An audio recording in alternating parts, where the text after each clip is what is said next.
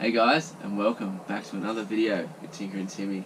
Today we're inside the Jayco Expanda here, and we're going to be talking about a few little goodies that I'm adding to our setup just to make it even better. So yeah, you've probably guessed it. Sitting in front of me is all the goodies here. We're going to go a lithium setup in the Caravan now. AGMs have done their day with us. They're heavy. You only get half the capacity draining before you start to degrade the battery.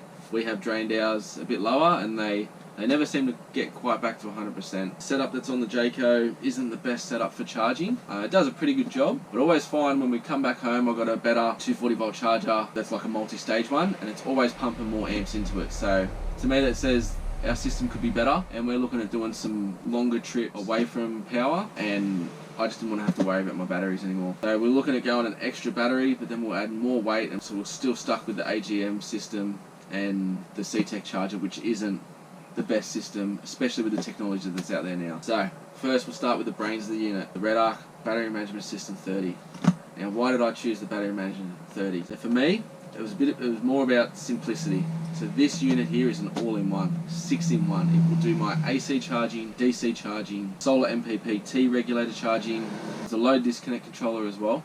I can connect it up to a relay, and once it gets to a certain state of charge that I set, or a battery voltage, it will disconnect that circuit so I can run non-essential loads onto that circuit. It's a remote monitor, so it comes with a nice little screen, and that will tell you everything you need to know about your battery state of charge, power coming in, power coming out, if you wire it up properly. A battery isolator, so when you've got it hooked up to your car, this will keep your batteries separate, so when it drops below a certain voltage, it's not going to be draining your starter batteries. One thing that swayed my decision to this heavily was its solar capability. One thing I like about it is what switches on the MPPT function within the unit is a 17.5 open circuit voltage. Others on the market I've seen, they turn on at a certain amperage. So unlike others, it can only take a voltage of up to 32 volt panels, so you're limited to 12 volt panels just in parallel.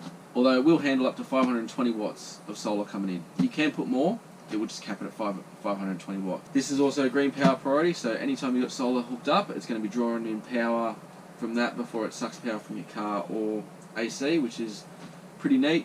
So 30 amps charge in, and it can handle up to 800 amp hour battery bank, which is more than I can ever envision me using. Although if you've got 800 amp hours of battery, 30 amps of charge isn't going to quite cut it. So for me, 200 to 300 amp hour battery, this system's perfect, I reckon. So let's get into this battery management system. I'll show you all the bits and pieces. First off, the motherboard, the Redarc. Now, like I said, it's simple as plug the AC connection in.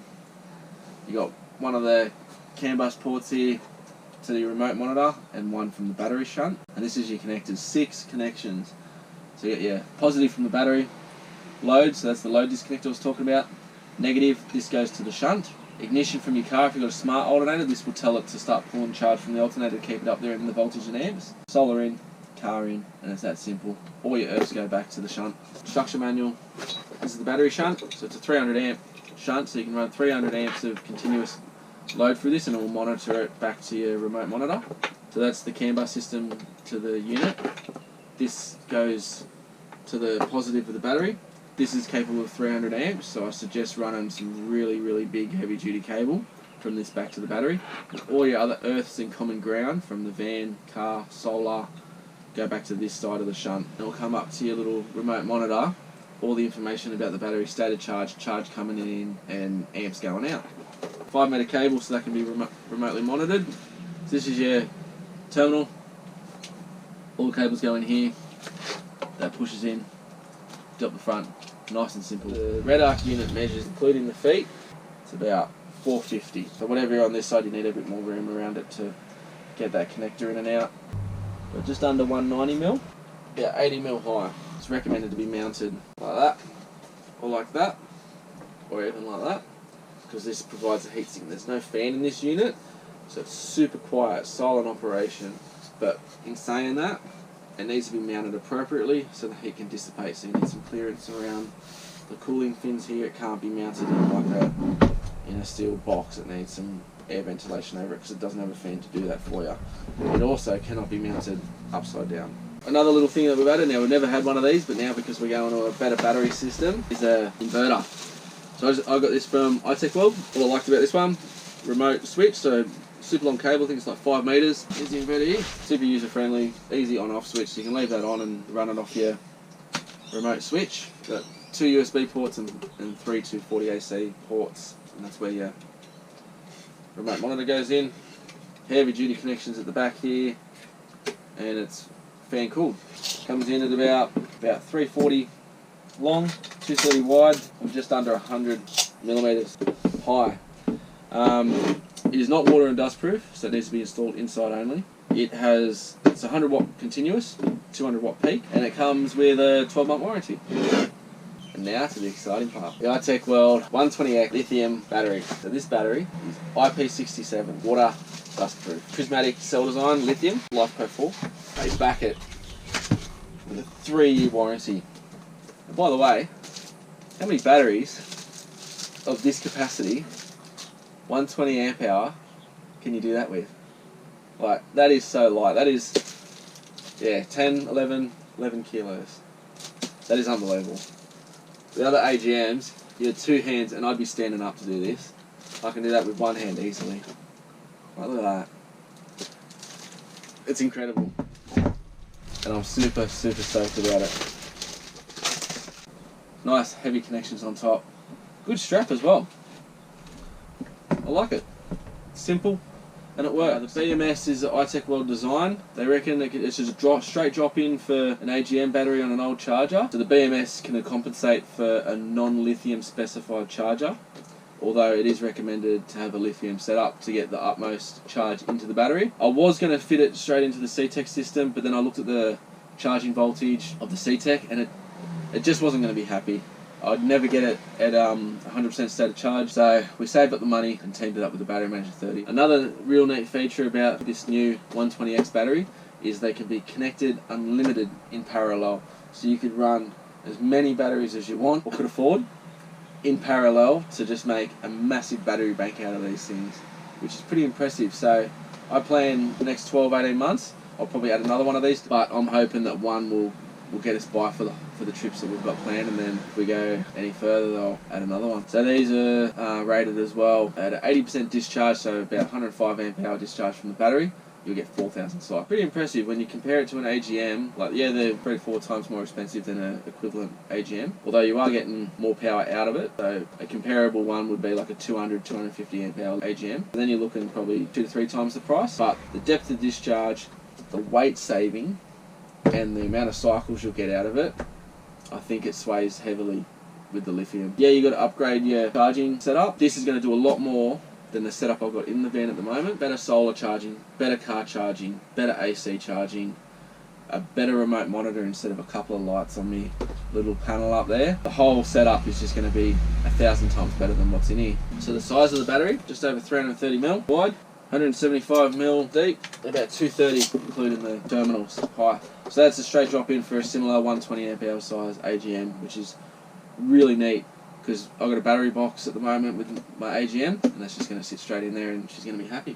So compared to other battery management DC to DC chargers, 240 AC chargers on the market, why I picked the Redarc, like I've said, this is an all-in-one unit.